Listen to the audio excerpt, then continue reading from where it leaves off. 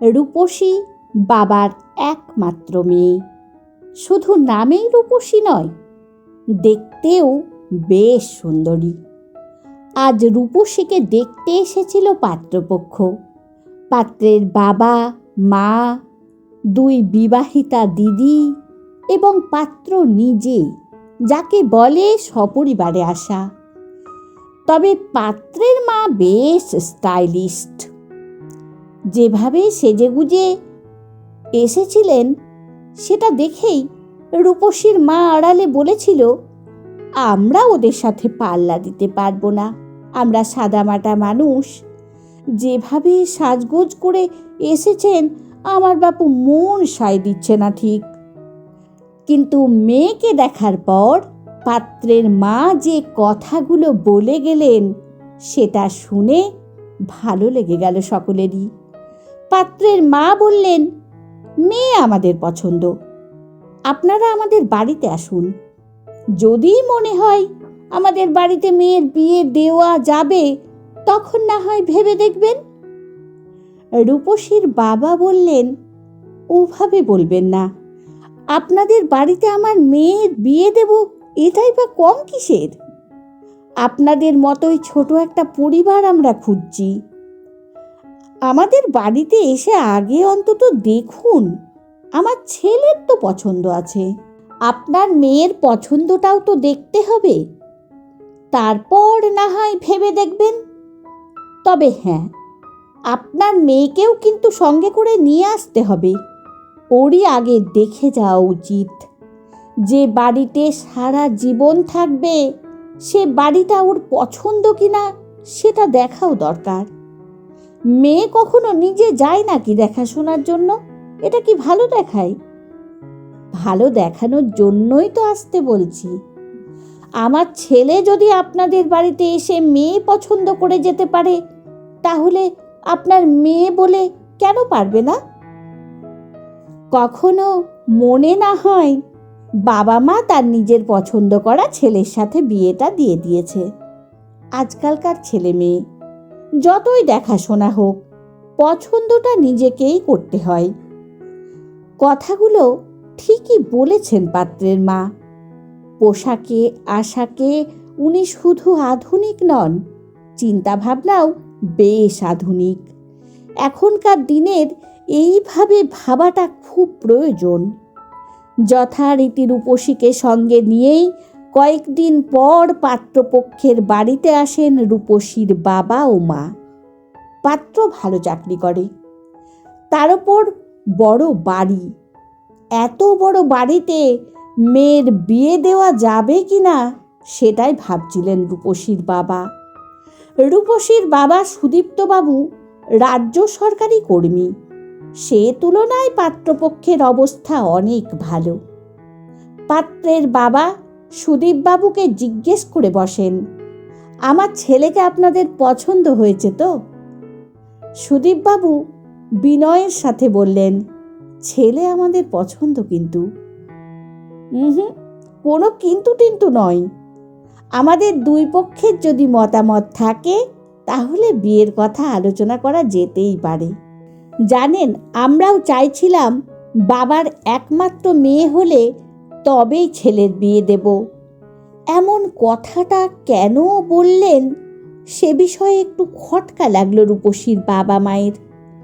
পাত্রের মাও হেসে হেসে তারপর বললেন, জানেন, দু একটা দেখাশোনা এর আগেও হয়েছে, আমাদের মনের মতো হয়নি বলেই সেখানে কথাবার্তা এগোতে পারিনি।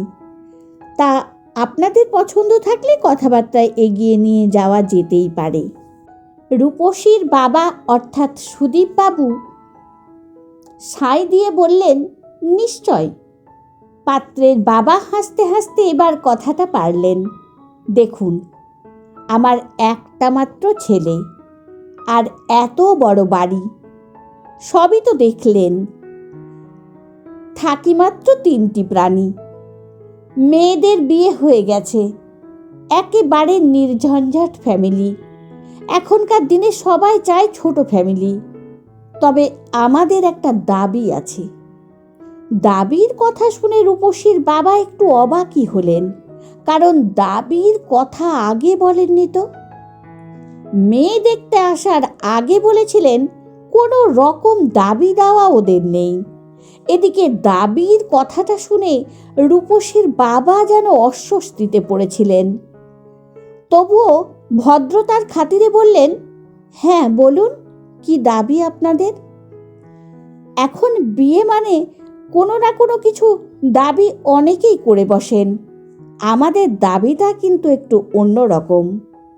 মেয়ের বিয়ে দিয়ে আপনাদেরকেও আমাদের সাথেই থাকতে হবে। আপনাদেরও তো একটি মাত্র মেয়ে, কত আদর যত্ন করে মেয়েকে বড় করে তুলেছেন বলুন তো। আমারও 2 মেয়ে, সেই কবে বিয়ে দিয়ে দিয়েছি। মেয়েরা যখন আসে তখন খুব আনন্দ হয়, মনে হয় নিজের কাছে আরও কিছুদিন রেখে দিই। তার হয় কোথায়? কিন্তু যাদের একটি মাত্র সন্তান, তাদের এই কষ্টটা অনেক বেশি। আমার গিন্নি তো তাই বলে, বৌমা যদি বাবার একমাত্র মেয়ে হয়, বৌমার বাবা মাকে আমাদের বাড়িতে এনে রেখে দেব, সবাই মিলে একসঙ্গে থাকবো। জানেন, অনেক ফ্যামিলি আছে বাবার একমাত্র মেয়েকে বিয়ে করলে নাকি অনেক দায়িত্ব পালন করতে হয়। একমাত্র মেয়ে যাদের, তারা মেয়ের বিয়ে দিয়ে কিভাবে বাকি জীবনটা কাটাবে বলুন তো। দুটো পরিবার যদি একসঙ্গে থাকতে পারি তাহলে মনে হয় ভালোই হবে। তাই এই দাবিটা মানতে পারবেন কি না সেটা একটু বলবেন। দাবির কথা শুনে প্রথমে যে ভাবনাটা আসে সেটা হলো দেনা পাওনা। কিন্তু এই ধরনের দাবির কথা শোনার পর মনটা এক অন্য ভালো লাগায় ভরে যায় রূপসীর বাবা মায়ের। রূপসীর মা বললেন, আপনাদের মতো একটা পরিবারের সঙ্গে যুক্ত হতে পারলে ভালো লাগবে বই কি। এইভাবে যে ভেবেছেন, আপনাদের ভাবনাকে শ্রদ্ধা না করে পারছি না। বিয়ে মানে তো দুটো পরিবারের বন্ধন। তাই আমিও চাই আমরা যেমন এসে থাকব, তেমনি আপনারাও গিয়ে আমাদের বাড়িতে থাকবেন। তাতে একঘেয়েমিটাও কাটবে, আর আনন্দ করে থাকাও যাবে। আমাদের ছেলেমেয়েরা ভালো থাকলে ওতেই তো আমাদের সুখ। পাত্রের মা হাসি মুখে বললেন, এটাই হলো আসল কথা। আমরা সেটাই চাই। আমার 2 মেয়ে শ্বশুর শাশুড়ি আমাদের বাড়িতে ঠিক এভাবেই আসেন, আর আমরাও যাই। একক পরিবারগুলো সবাই মিলে একটা বিরাট পরিবার হয়ে উঠি তখন। বিয়েটা আগে হোক, তারপর আপনারাও দেখবেন একসাথে থাকার আনন্দটা কতখানি। 2 পরিবার যখন রাজি আছি, তখন নেক্সট কোনো একটা দিন দেখে শুভ দিনটা ঠিক হয়ে যাক। রূপসীর মা বললেন, নিশ্চয়। 2 পরিবার যখন হয়ে গেছি, তখন আর দেরি কিসের? আমরা আত্মীয়তার বন্ধনে আবদ্ধ হওয়ার জন্য প্রস্তুতি নিই।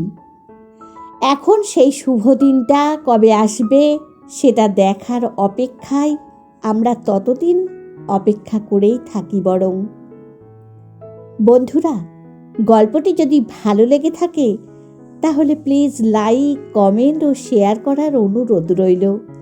আর অবশ্যই সাবস্ক্রাইব করে সঙ্গে থাকবেন। ধন্যবাদ।